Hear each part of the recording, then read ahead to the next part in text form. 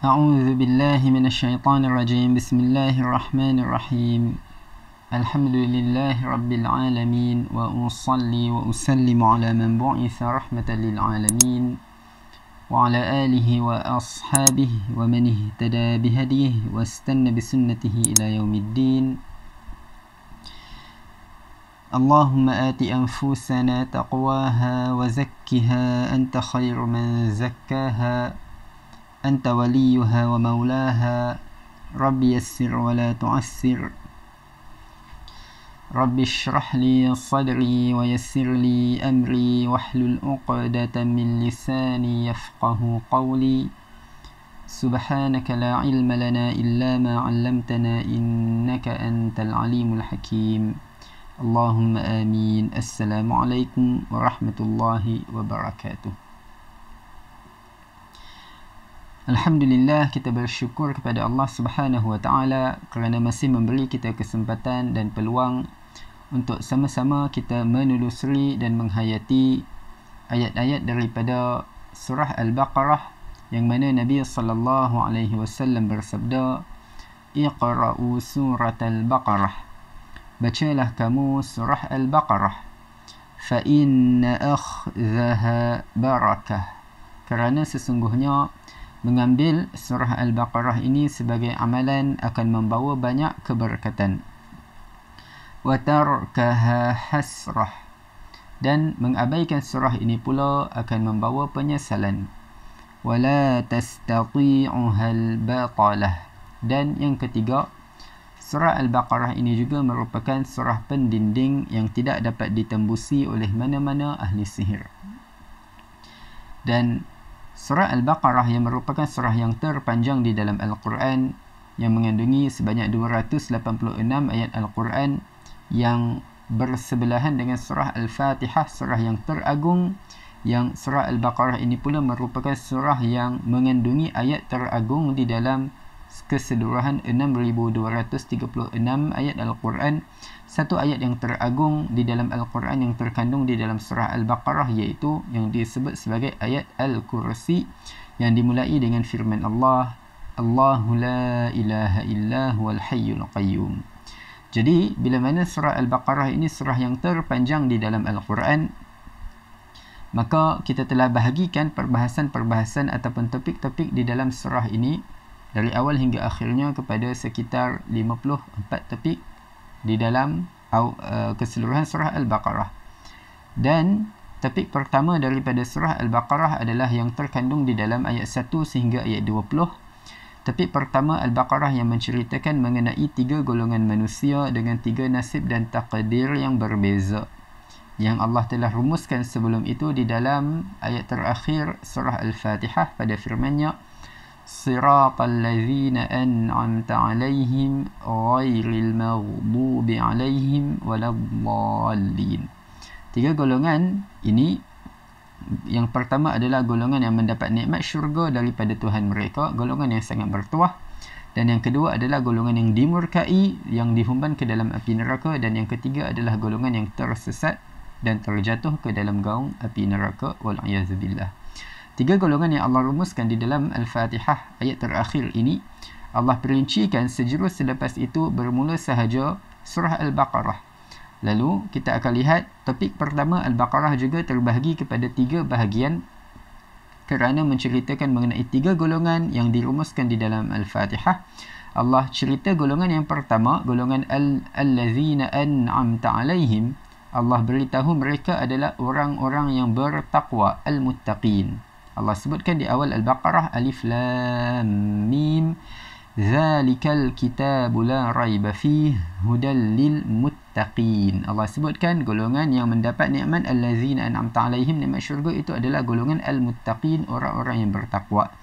Lalu Allah senaraikan apa dia 5 ciri utama orang yang bertakwa di dalam 5 ayat pertama Al-Baqarah yang telah kita terangkan sebelum ini di bahagian awal Al-Baqarah. Dan kemudian golongan kedua pula adalah golongan al-maghdubi 'alaihim, golongan yang dimurkai, yang telah melakukan satu dosa yang sangat besar sehingga dihumban ke dalam api neraka. Apa dosa mereka? Allah ceritakan di bahagian kedua Al-Baqarah, iaitu di dalam ayat 6 dan ayat 7. Ayat 6 dan ayat 7 Al-Baqarah, Allah sebutkan mereka ini adalah golongan yang telah melakukan dosa yang sangat besar, iaitu dosa kekufuran terhadap Allah Ta'ala. Innal ladzina kafaru, Allah sebut tentang orang-orang yang kufur terhadap Allah Subhanahu wa Ta'ala, yang disediakan bagi mereka azab yang besar yang tidak terperi sakitnya. Di akhir ayat 8 itu Allah berfirman walahum azabun azim, dan bagi mereka iaitu di hari akhirat nanti azab siksaan yang sangat besar, iaitu azab api neraka. Dan kemudian golongan yang ketiga pula adalah golongan ad-dallin, orang-orang yang tersesat, yang dikenali juga sebagai golongan al-munafiqin, orang-orang munafik. Allah ceritakan panjang lebar mengenai golongan ini bermula daripada ayat 8 Al-Baqarah sehingga ayat yang ke-20, 13 ayat yang panjang, supaya kita ambil iktibar dan pengajaran agar kita tidak terjatuh ke dalam sifat munafik. Kerana kita semua orang yang mengaku sebagai orang Islam, belum tentu kita terselamat 100% daripada ciri-ciri orang munafik. Risiko itu tetap ada. Jadi Allah terangkan panjang lebar tentang ciri orang munafik supaya kita ambil pengajaran dan iktibar dan sentiasa berhati-hati sepanjang perjalanan kita menuju ke syurga, agar apabila kita menuju ke syurga kita tidak tersilap masuk jalan kerana memiliki sifat munafik itu, lalu tersesat dan terjatuh ke dalam gaung api neraka wal'ayazubillah. Jadi itu tiga golongan yang Allah perincikan di dalam topik pertama Al-Baqarah, di dalam ayat 1 sehingga ayat 20 Al-Baqarah. Selesai daripada topik pertama Al-Baqarah yang berfungsi sebagai memperincikan apa yang dirumuskan di dalam ayat terakhir Al-Fatihah, orang yang membaca 20 ayat pertama Al-Baqarah topik pertama ini mungkin tertanya beberapa perkara dan persoalan. Antaranya persoalan yang boleh timbul adalah tiga golongan manusia ini, apa sejarah mereka, apa di sebalik kemunculan mereka, bagaimana boleh terpecah kepada tiga golongan. Memang awal-awal penciptaan Allah cipta manusia tiga golongan atau bagaimana? Lalu Allah jelaskan perkara ini sejurus selepas itu bermula topik kedua Al-Baqarah. Topik kedua yang bermula pada ayat 21 sehingga ayat 29, yang juga telah kita telusuri satu persatu ayatnya. Ayat 21 sehingga ayat 29, topik kedua ini pula berbicara mengenai apa? Topik kedua ini adalah mengenai sejarah penciptaan, yang merangkumi sejarah penciptaan manusia dan penciptaan bumi dan penciptaan langit, yang mana ketiga-tiga ini saling berkaitan, sejarahnya saling berkaitan. Allah cerita tentang sejarah penciptaan manusia. Kenapa cerita tentang sejarah penciptaan manusia? Kerana berkait rapat dengan topik pertama sebelum itu. Topik pertama tentang tiga golongan manusia. Kita tertanya bagaimana boleh berpecah kepada tiga golongan. Lalu masuk topik kedua, Allah cerita bagaimana mereka terpecah kepada tiga dan berasal mereka daripada mana. Dan juga penciptaan bumi, kerana manusia itu sendiri dicipta daripada tanah bumi yang Allah ambil dan Allah bentuk dan Allah jadikan manusia. Dan penciptaan langit, kerana manusia itu yang Allah telah cipta Nabi Adam AS, lalu Allah letakkannya di dalam syurga, di langit, sebelum akhirnya mereka diturunkan, Adam dan isterinya Hawa, akhirnya mereka diturunkan ke muka bumi untuk diuji sebagai khalifah yang ditugaskan untuk memakmurkan muka bumi ini dengan peraturan-peraturan yang telah ditetapkan oleh Allah Subhanahu wa Ta'ala. Jadi topik kedua menjawab persoalan yang timbul dalam topik pertama. Topik pertama, kenapa tiga golongan ini wujud, apa di sebalik kemunculan mereka, bagaimana boleh berpecah kepada tiga. Topik kedua menjawab bahawasanya tiga golongan manusia ini asalnya satu golongan, yang kita telah cerita panjang lebar sebelum ini daripada ayat 21 hingga ayat 29. Tiga golongan ini mereka berasal daripada satu golongan sebelum berpecah kepada tiga. Allah berfirman ayat 21, ya ayyuhan nas, wahai sekalian manusia.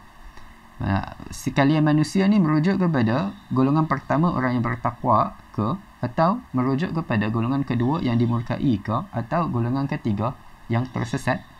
Bila Allah berfirman ya ayyuhan nas, wahai sekalian manusia, merangkumi ketiga-tiga golongan ini sekaligus, yakni Allah seru mereka semua agar kembali dan mengabdikan diri kepada Allah Subhanahu wa Ta'ala. Wa'budu rabbakum, sembahlah Tuhan kamu yang telah menciptakan kamu dan orang-orang sebelum kamu, la'allakum tattaqun, supaya kamu menjadi orang yang bertakwa. Jadi topik kedua yang menceritakan tentang sejarah manusia asalnya daripada satu golongan. Dan bagaimana boleh berpecah kepada dua, Allah sebut lagi perinciannya di dalam ayat 26, juga masih di dalam topik kedua, ayat 26.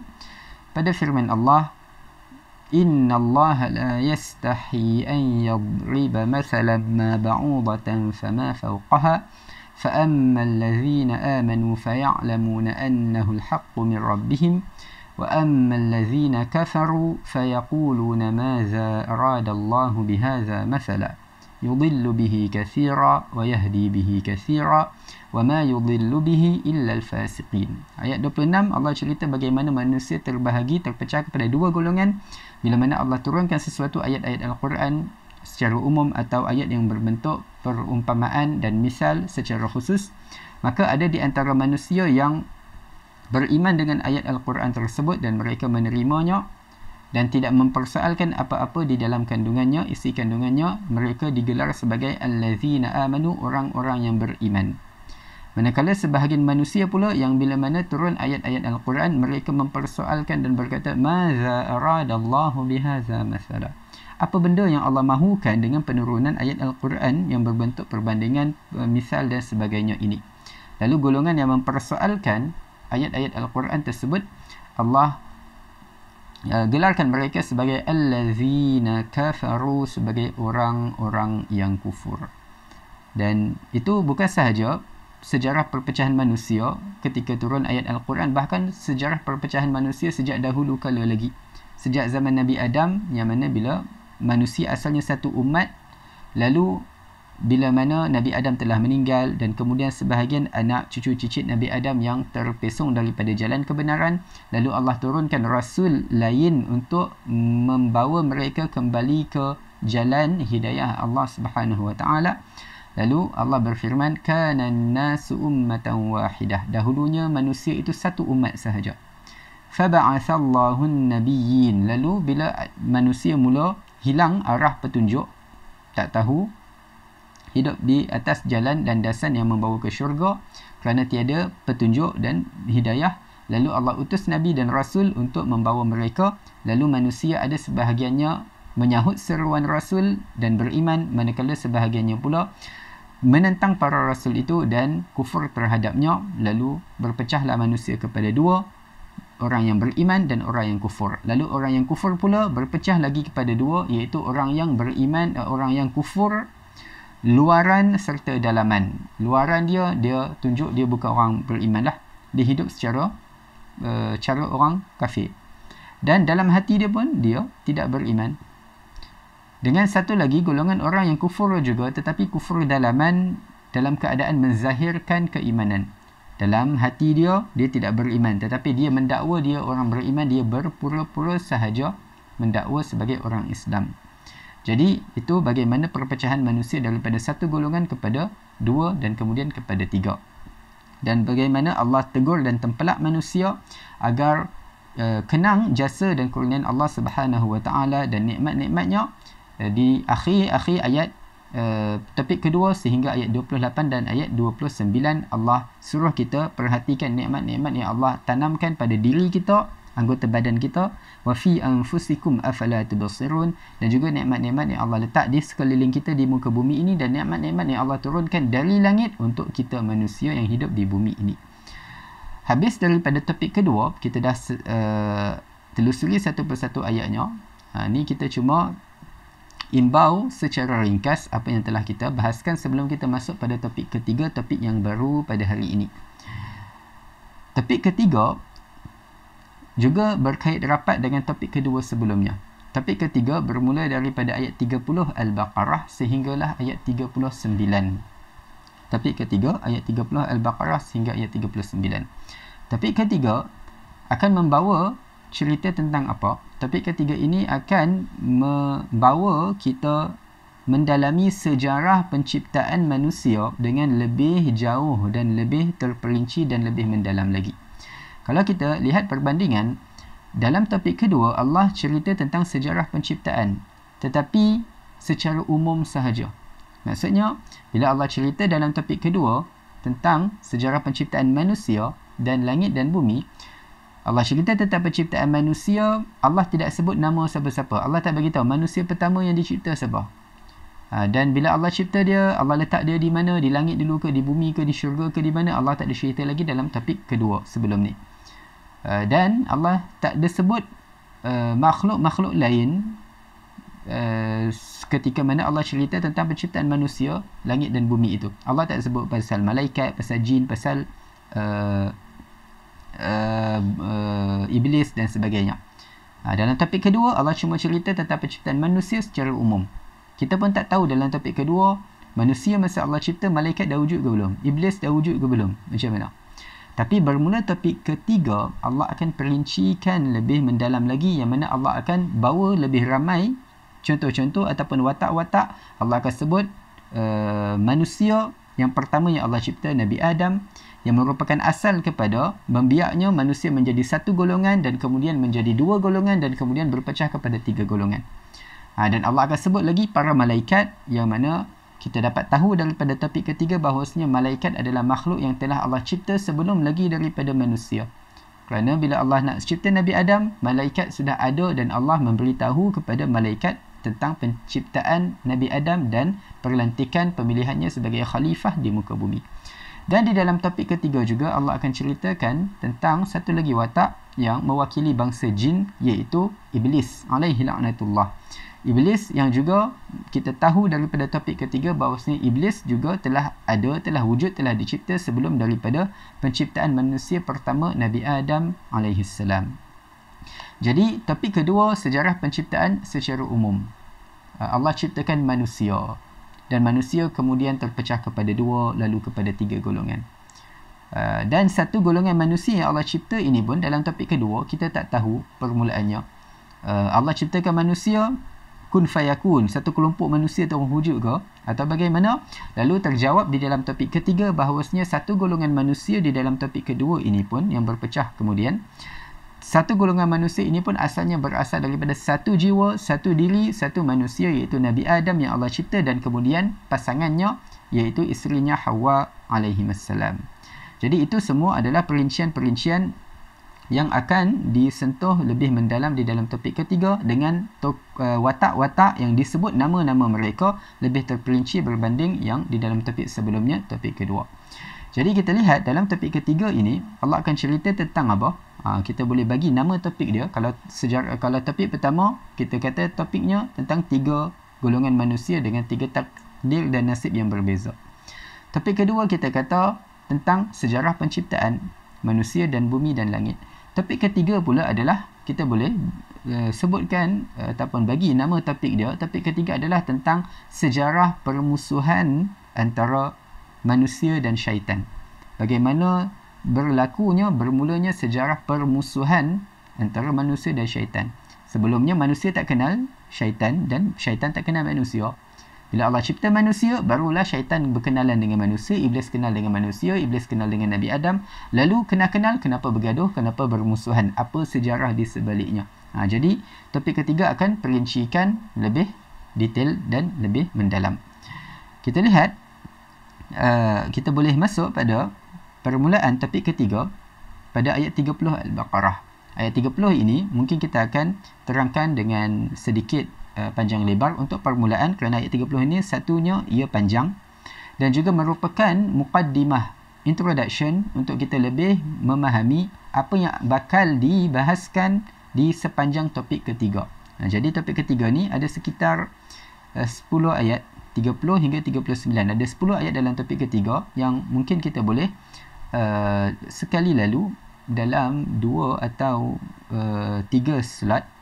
Tetapi untuk slot pertama kita akan lebih fokus kepada ayat 30 sebelum berpindah kepada ayat-ayat lain, kerana ayat 30 ini merupakan intro, muqaddimah sebelum kita memahami lebih lanjut apa yang terkandung di dalam keseluruhan topik ini.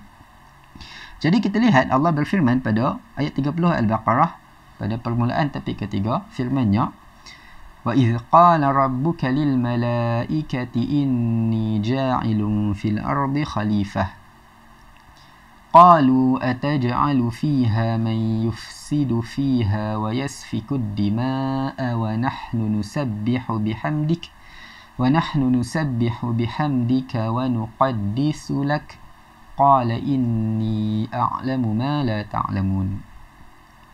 Mafhumnya?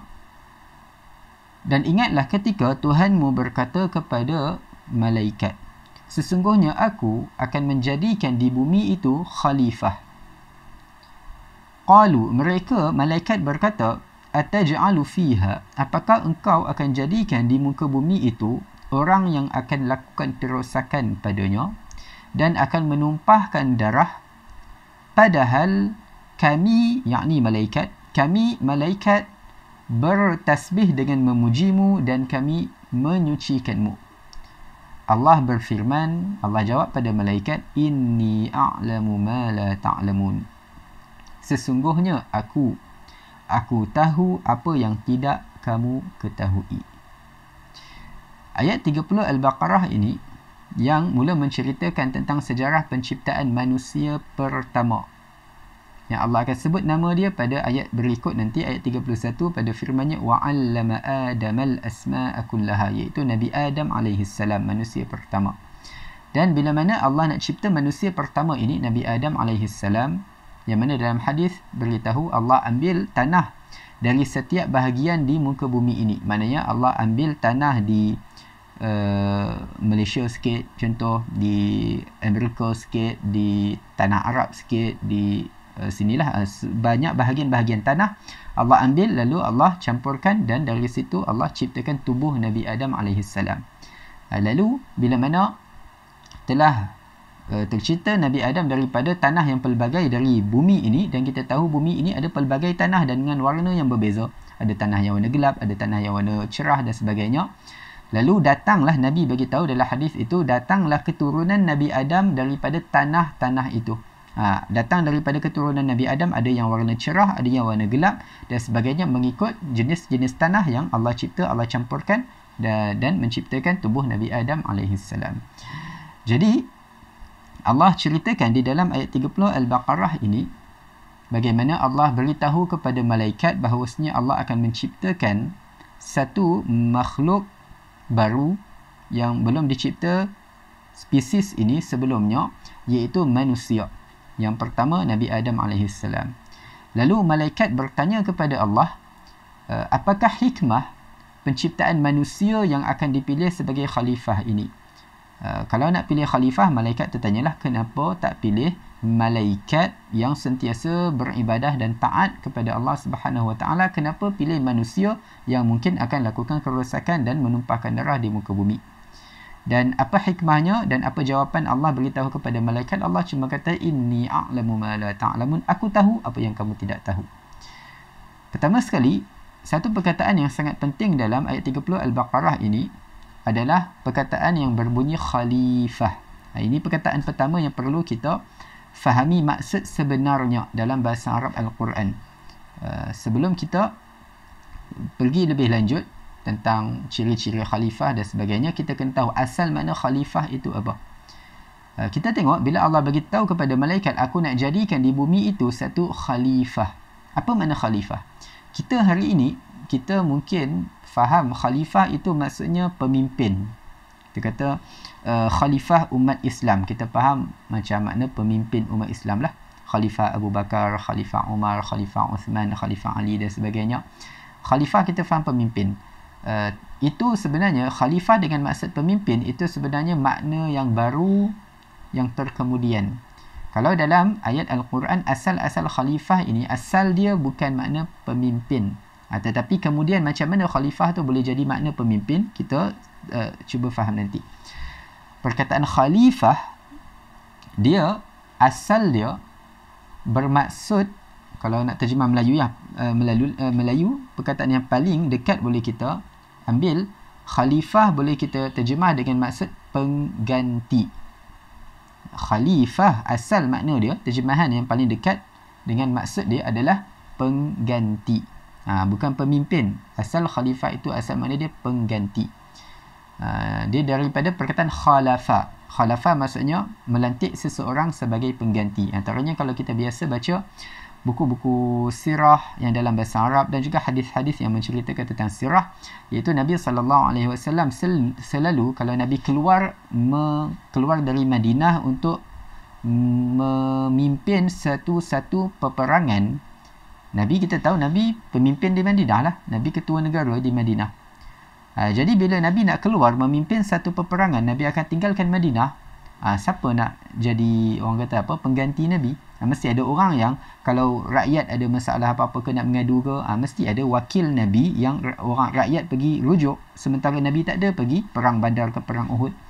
Jadi kita baca dalam sirah, selalu bila Nabi keluar daripada Madinah untuk pergi ke medan peperangan, Nabi akan lantik satu orang yang khalafa, satu orang yang mengganti Nabi di Madinah. Ganti sementara tugas Nabi. Jadi sementara Nabi pergi perang tu, rakyat yang kat Madinah yang tak pergi ikut perang, yang ada masalah itu, ada aduan ini, dia pergi rujuk kepada pengganti yang Nabi khalafa. Nabi letak dia sebagai pengganti Nabi sementara untuk uruskan urusan umat Islam di Madinah ketika ketiadaan Nabi SAW. Jadi itu asal mana khalifah. Khalifah itu asal mana pengganti.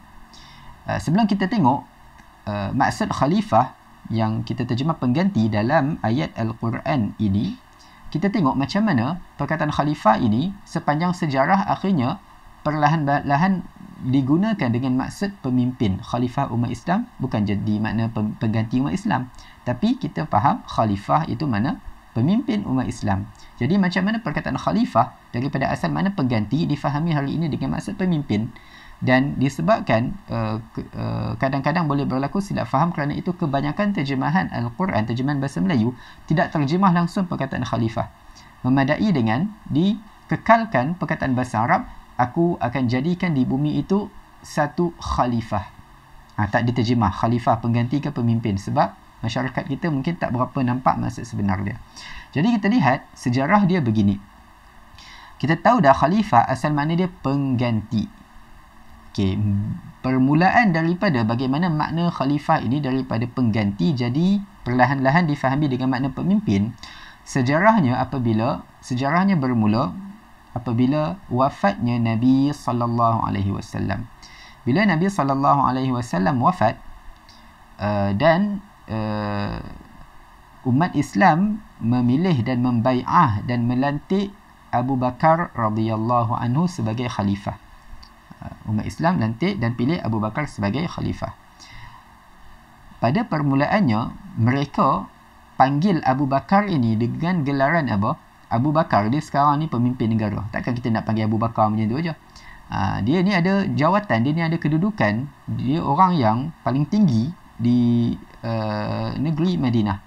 Jadi nak panggil dia apa? Jadi orang Islam panggil Abu Bakar dengan gelaran apa?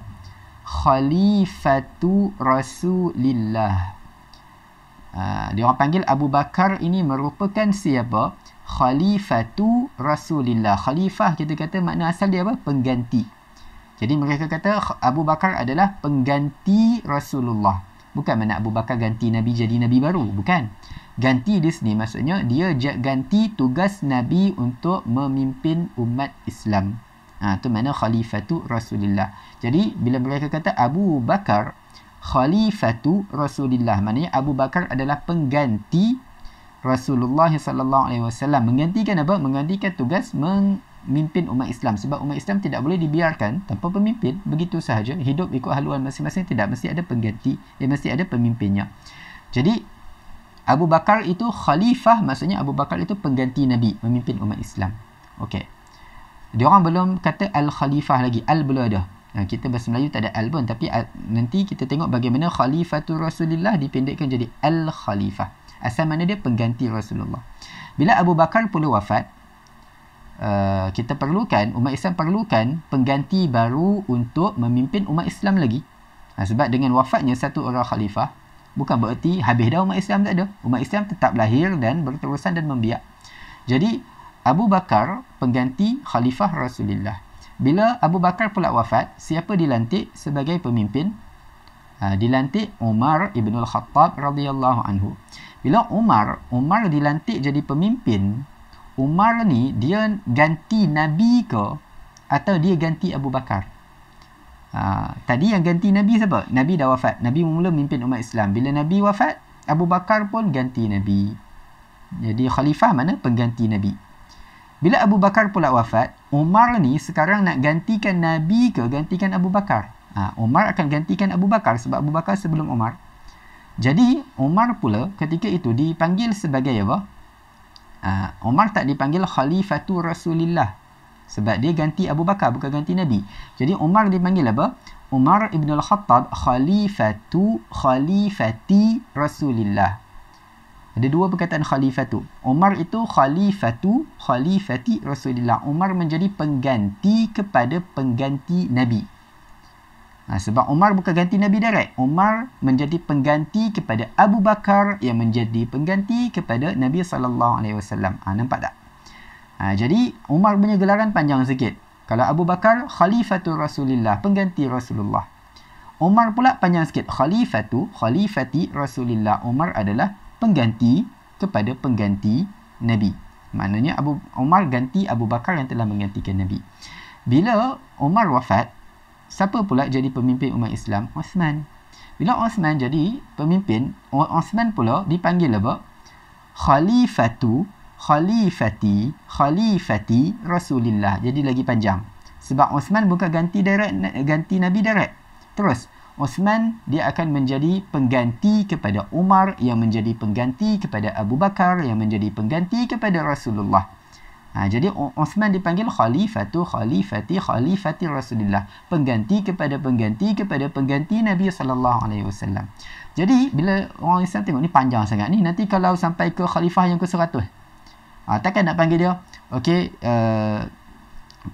dipersilakan Khalifati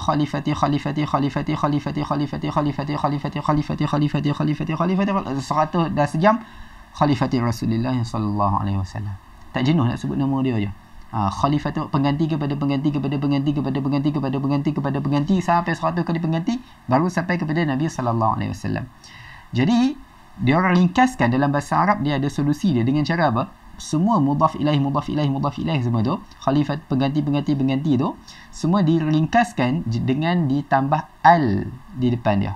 Tambah alif lam kat depan. Daripada khalifati diringkaskan jadi al-khalifah. Al-khalifah maknanya sang pengganti. Kalau nak kata bahasa Melayu bakulah, sang pengganti. Pengganti siapa? Faham lah, maknanya pengganti untuk memimpin umat Islam, pengganti kepada orang yang sebelumnya. Yang ni pula pengganti kepada orang yang sebelumnya. Tak payah nak sebut satu-satu nama sampai sanad sepanjang sejarah sampai ke Nabi SAW. Jadi itu sejarahnya. Bagaimana perkataan al-khalifah asalnya mana? Pengganti, orang yang mengganti orang sebelumnya dalam melakukan tugas untuk memimpin umat Islam, menggantikan orang yang sebelumnya.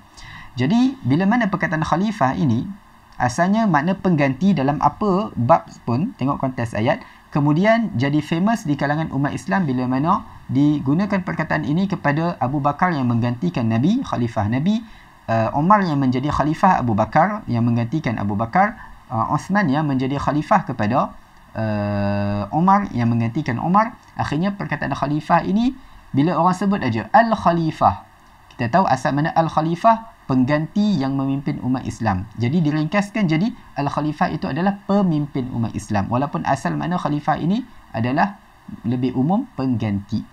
Jadi itu sejarah bagaimana perkataan khalifah asal makna pengganti jadi makna pemimpin. Jadi kita tengok perkataan khalifah dengan maksud pemimpin ini, adakah itu maksud asal dia? Tidak. Khalifah dengan maksud pemimpin itu maksud yang baru setelah kewafatan Nabi SAW. Khalifah itu asal makna dia apa? Pemimpin. Dalam ayat Al-Quran bila datang perkataan khalifah, asal makna dia pengganti, bukan pemimpin. Kita kena faham ni jelas supaya bila kita masuk pada ayat-ayat berikutnya kita tidak confused, tidak keliru. Dan kita baca konteks ayat, kita akan nampak makna sebenar dia. Kita balik pada ayat 30 Al-Baqarah. Bila kita faham khalifah asal makna pengganti. Pengganti untuk apa? Tengok konteks ayat. Pengganti untuk memimpin ke, pengganti untuk laksanakan tugas-tugas sekian ke, pengganti untuk jaga orang sekian-sekian ke, tengok konteks ayat. Kita tengok pada ayat 30 Al-Baqarah, bila Allah guna perkataan khalifah yang asal makna dia pengganti, konteks ayat dia macam mana? bila Allah berfirman, mafhumnya, ingatlah ketika Tuhanmu berkata kepada malaikat, sesungguhnya aku akan jadikan di bumi itu khalifah, pengganti. Di sini para ulama tafsir ada perbezaan pendapat. Yang dimaksudkan dengan pengganti ini, maknanya Allah nak lantik Nabi Adam sebagai pengganti lah. Nabi Adam manusia pertama, spesies baru ini sebagai pengganti. Cuma Nabi Adam di sini Allah nak lantik sebagai pengganti siapa di muka bumi. Allah kata aku nak lantik di muka bumi itu satu pengganti. Siapa dia? Nabi Adam. Cuma persoalannya di sini Allah tak sebut Nabi Adam akan menggantikan siapa di muka bumi. Nabi Adam Allah akan lantik nak menggantikan orang yang sebelumnya untuk mengimarahkan muka bumi dan melaksanakan tugasan-tugasan yang Allah bertanggungjawabkan. Para ulama tafsir berbeza pendapat. Yang Nabi Adam nak ganti ni siapa? Maknanya bila kata Nabi Adam mengganti orang lain di muka bumi, bererti apa?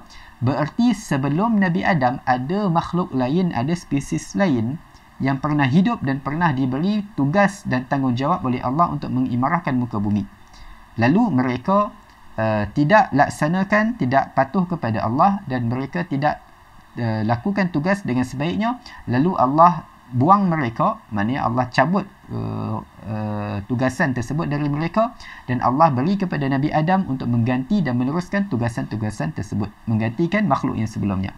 Jadi para ulama tafsir ada berbeza pendapat, cuma mereka antara tafsiran yang masyhur, antaranya yang diriwayatkan daripada Ibn Abbas, mengatakan yang dimaksudkan dengan Nabi Adam mengganti orang lain di muka bumi, yang dimaksudkan di sini adalah Nabi Adam menjadi khalifah, pengganti kepada bangsa jin sebelumnya.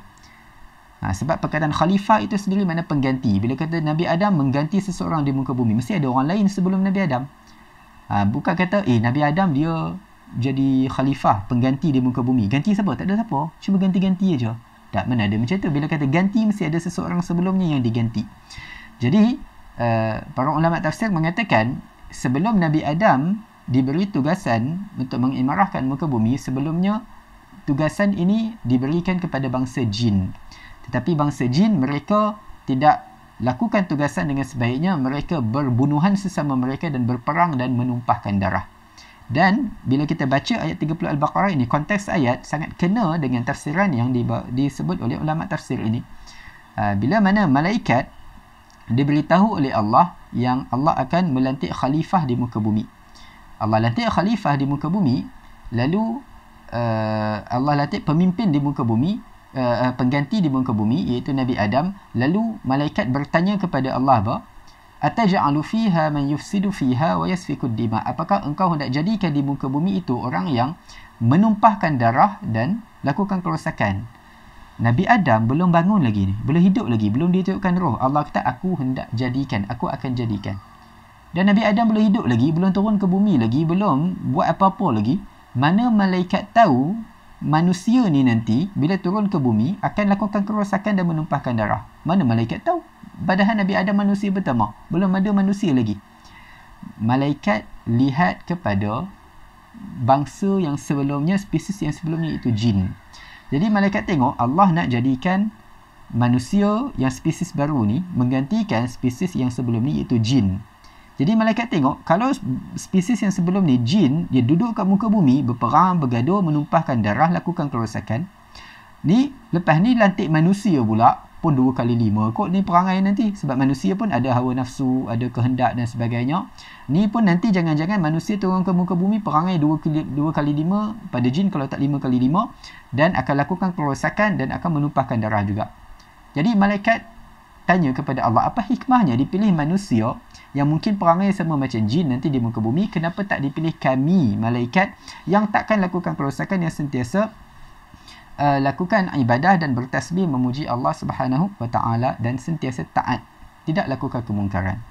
Jadi bila malaikat tertanya, kenapa nak lantik manusia yang akan lakukan kerosakan? Mana malaikat tahu? Sebab mereka tengok pengalaman spesies jin sebelum ini yang beri tanggungjawab oleh Allah Subhanahu wa taala, tetapi mereka tidak melaksanakan dengan baik. Kita lihat bila mana malaikat bertanya kepada Allah. Malaikat, sebagian orang dia salah faham. Dia sangka kata-kata malaikat ini adalah bangkangan, bantahan kepada keputusan Allah. Dia kata kita ni bukan semua ketetapan Tuhan kita kena terima. Takkan semua benda Tuhan buat kita nak kena akur aja. Kita kan manusia, demokrasi kan. Kita ada benda kita boleh setuju, benda kita tak setuju. Dia ingat kita dengan Tuhan ni macam member ke apa. Padahal kita ni hamba kepada Tuhan. Hamba tidak ada hak untuk mengatakan tidak kepada tuannya. Kita bukan pekerja. Pekerja pun boleh kata tidak kepada bos dia. Boleh saman ke apa semua. Tapi hamba dia tak ada apa. Jadi sebagian orang kata kita nak tak setuju dengan Tuhan, apa salahnya? Sebab dia katalah, bukan saya kata, dia kata tengok malaikat, Allah nak lantik manusia jadi khalifah di muka bumi, malaikat tak setuju. Dia katalah, dia kata malaikat pun tanya balik pada Tuhan, kenapa nak lantik manusia yang akan lakukan kerosakan di muka bumi? Dia terlupa ke dia pun manusia? Jadi dia kata tengok malaikat pun bangkang juga. Sebenarnya kalau dia rujuk pada kitab-kitab tafsir, bukan baca terjemahan semata-mata, tetapi kena fahami ayat Al-Quran ini dari segi penggunaan bahasa Arab Al-Quran. Penggunaan ungkapan ataj'alu fiha man yufsidu fiha bukanlah bangkangan daripada malaikat, tetapi sekadar pertanyaan. Malaikat cuma nak tahu apa dia hikmah. Sebab keputusan Allah ini, ketetapan Allah ini sesuatu yang menarik perhatian. Yang malaikat jangka, macam kita lah kalau masuk akalnya. Orang pertama, pemalas. Mula-mula bagi kerja kat dia, dia tak buat kerja, buang dia. Lepas tu kita nak lantik pengganti pula untuk buat kerja yang sama. Kita akan lantik pengganti yang berbeza, yang rajin ke, atau kita lantik pengganti yang perangai sama, pemalas juga. Kita mestilah lantik pengganti yang perangai berbeza, yang rajin punya, takkan lantik yang pemalas. Kalau bos kita, dia lantik orang, mula-mula dia lantik orang pemalas, lepas tu dia buang, dia lantik orang kedua yang pemalas juga. Kita mesti tanya bos, apa sebab, apa tujuan bos lantik orang kedua pun pemalas? Kita mesti pelik. Kalau duk ganti yang kedua pemalas, nanti ketiga pemalas, sama je. Jadi ibarat begitulah malaikat, bila dia tengok Allah mula-mula bagi tugasan pada jin yang ada hawa nafsu.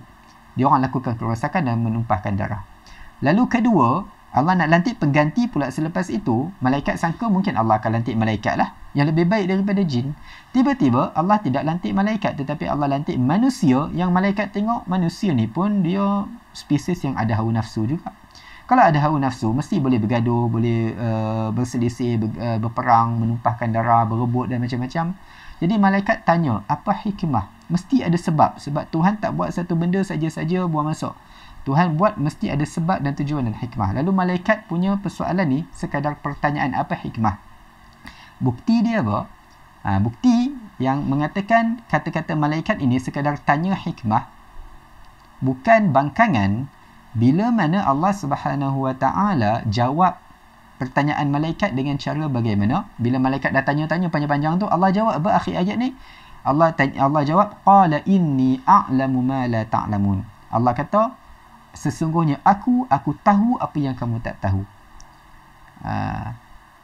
Kita kalau tengok di sini, malaikat, kalaulah malaikat ni membangkang dan membantah Allah, kami tak puas hati, kenapa lantik manusia dan bukan lantik kami malaikat? Tiba-tiba Allah jawab, aku tahu apa yang kamu tak tahu. Kalau malaikat membantah, mesti malaikat akan bantah lagi. Malaikat akan kata, tak ada, kami tak puas hati, tak boleh pilih Adam, mesti pilih kami juga. Tapi bila malaikat tanya, apa tujuan Allah lantik manusia dan bukannya malaikat? Lalu jawapan Allah apa? Aku tahu apa yang kamu tak ketahui. Lalu malaikat buat apa? Malaikat ada bantah lagi? Tak ada. Malaikat diam. Maknanya apa? Maknanya malaikat faham bila kita ini makhluk Allah. Dan Allah ini maha pemurah, dan Allah ini maha lemah lembut dengan hamba-hambanya. Bila Allah buat satu ketetapan, Allah benarkan hamba-hambanya untuk bertanya. Ini satu benda yang perlu kita faham. Beza antara bertanya tentang ketetapan Allah dengan membantah ketetapan Allah. Malaikat tahu Allah, bila Allah buat satu ketetapan, Allah benarkan hamba-hambanya bertanya. Allah bagi malaikat peluang untuk tanya. Apa hikmah Allah lantik sekian-sekian orang bukan lantik malaikat? Bila Allah benarkan untuk bertanya, adakah itu bererti Allah mesti bagi jawapan yang memuaskan, yang kita nak, yang puaskan hati kita? Tak semesti. Allah benarkan kita bertanya, Tetapi bukan semesti Allah mesti beri jawapan yang memuaskan hati kita pada waktu itu juga. Contohnya malaikat di sini mereka tanya pada Allah, apa tujuan dan hikmah Allah lantik manusia sebagai khalifah bukan malaikat? Allah ada bagi tahu tak jawapan dia ketika itu? Belum. Allah cuma kata, inni a'lamu ma la ta'lamun. Aku tahu apa yang kamu tak tahu. Maknanya apa? Maknanya sekarang aku kalau bagi tahu kamu, kamu tak akan faham. Nanti bila ada berlaku kes sekian, bila berlaku peristiwa sekian, iblis tak nak sujud apa semua, ketika tu aku akan tunjukkan kepada kamu apa hikmah aku lantik manusia sebagai khalifah dan bukan kamu malaikat. Jadi malaikat faham. Kita dibenarkan bertanya ketetapan Allah, tapi kalau Allah bagi jawapan time tu, alhamdulillah. Allah tak bagi, satu hari nanti Allah akan bagi. Ini satu perkara akhir, pengakhiran ni kita tutup dengan poin ini. Iaitu dalam hidup kita, dalam apa sahaja ketetapan Allah Subhanahu Wa Taala, sama ada dalam bentuk takdir yang menimpa manusia ataupun dalam bentuk hukum hakam yang terkandung di dalam Al-Quran, manusia ada hak untuk bertanya tetapi tidak ada hak untuk membantah. Contoh, Allah buat ketetapan ketetapan apa? Contoh kita ambil contoh Allah buat ketetapan salat 5 waktu. Kita ada hak tak nak bertanya kenapa salat 5 waktu? Kita ada hak, kita boleh tanya apa ke hikmah dan tujuan salat 5 waktu. Kenapa tak 6 waktu? Kenapa tak 4 waktu? Bertanya boleh. Tapi kalau Allah belum bagi jawapan kepada kita masa itu, kita tunggu je. Tak apa, aku tak tahu lagi apa jawapan dia. Aku kajilah, aku belajar. Bila orang itu dia akur dengan ketetapan Allah, dia tahu salat 5 waktu kena salat 5 waktu. Apa hikmah dia? Aku tengah kaji lagi. Bila dia terima sahaja dan dia akur, satu hari nanti Allah akan bukakan pemahaman kepada dia dan dia akan faham, oh begini rupanya rahsia dan tujuan hikmah salat 5 waktu. Kalau contoh Allah buat ketetapan orang lelaki aurat dia sekian, orang perempuan pula aurat dia lebih ketat. Kita tertanya, kenapa orang lelaki aurat dia macam ni, kenapa orang perempuan aurat dia macam ni? Kalau orang yang dia akur, dia taat. Oh, aku tak tahu lagi jawapan dia kenapa. Tak apa, aku terima je. Aku lelaki, aku punya aurat aku kena tutup macam ni. Aku perempuan, aurat aku kena tutup macam ni. Dia terima dan akur, satu hari nanti Allah akan bukakan pemahaman kepada dia dan bimbing dia dan dia akan faham, oh macam ni rupanya hikmah Allah jadikan aurat lelaki yang mesti ditutup macam ni, perempuan pula macam ni. Tapi berbeza dengan orang yang kalau dia bantah, dia bukan tanya hikmah, dia bantah. Semua benda dalam ketetapan Al-Quran, ketetapan dalam Al-Quran, dia mesti nak tahu apa sebab. Kalau dia tak puas hati, dia tak nak terima. Apa sebab aurat perempuan macam ni? Tak ada jawapan. Oh, tak ada. Saya tak nak akur. Selagi saya tak tahu kenapa Allah buat ketetapan, keputusan, undang-undang, peraturan dalam Quran macam ni, saya tak nak akur. Kalau saya dapat jawapan yang puas hati, baru saya nak tutup aurat. Orang sebegini, dia bangkang keputusan Allah, dia takkan terima, melainkan kalau dia dah puas hati, baru dia nak ikut. Orang sebegini akan tersesat dan tidak akan dapat jawapan selama-lamanya. Allah bagi contoh untuk dua-dua golongan ini. Orang yang tanya hikmah, bila tak tahu, dia tunggu sampai Allah bagi jawapan, dia akur, Allah akan bimbing dia. Dengan satu orang lagi yang dia tak tahu tujuan keputusan Allah itu dan sebab dan hikmahnya, lalu dia bantah, dia tak nak terima selagi dia tak tahu kenapa hikmah keputusan Allah itu. Ini Allah buat dua contoh dalam sepanjang kisah topik ketiga Al-Baqarah ini, dalam kisah Nabi Adam dengan malaikat dengan iblis. Kita bagi jawapan awal dahulu sebelum kita lanjutkan nanti. Allah bagi contoh malaikat dengan iblis, yang mana kita lihat malaikat tertanya kenapa Allah pilih Nabi Adam sebagai khalifah dan bukannya malaikat yang nampak lagi hebat, lagi baik, lagi taat. Lalu Allah tak bagi jawapan terus kepada malaikat. Allah tangguhkan dahulu jawapan. Malaikat punya respon apa? Malaikat terima dan akur. Akhirnya nanti kita akan lihat malaikat bila lihat peristiwa yang berlaku, nanti iblis yang enggan sujud kepada Nabi Adam, ketika itu nanti malaikat akan faham apa sebab Allah pilih Nabi Adam sebagai khalifah dan bukan malaikat. Beza dengan iblis. Iblis, bila Allah suruh iblis sujud kepada Nabi Adam, iblis sujud tak? Tak. Dia tunggu Allah bagi jawapan dan sebab. Dia hamba, dia minta surat tunjuk sebab daripada Tuhan. Dia ingat dia pula Tuhan. Allah suruh iblis sujud. Iblis kata, aku tak nak sujud kecuali kalau engkau bagi tahu aku apa sebab aku kena sujud pada Nabi Adam. Dia persoalkan. Dia kata, kenapa aku kena sujud pada makhluk yang kau cipta daripada tanah yang dipijak-pijak, maksudnya hina, berbanding aku yang dicipta daripada api yang lebih kuat, yang boleh membakar, yang lebih dahsyat sebagainya. Jadi ada iblis, dia tak nak akul pada ketetapan Allah. Sebab apa? Sebab dia tak puas hati. Dia tak faham. Kenapa aku kena sujud pada Adam? Patutnya Adam sujud pada aku. Jadi bila dia tak nak taat pada Tuhan, melainkan kalau dia dah puas hati, dia dah rasa aku tahu jawapan sebab apa, baru aku nak ikut. Kita lihat sampai hari ini, Iblis dah beribu-ribu tahun hidup, sampai hari ini dia tak faham kenapa dia kena sujud kepada Adam. Sebab tu dia tak bertaubat.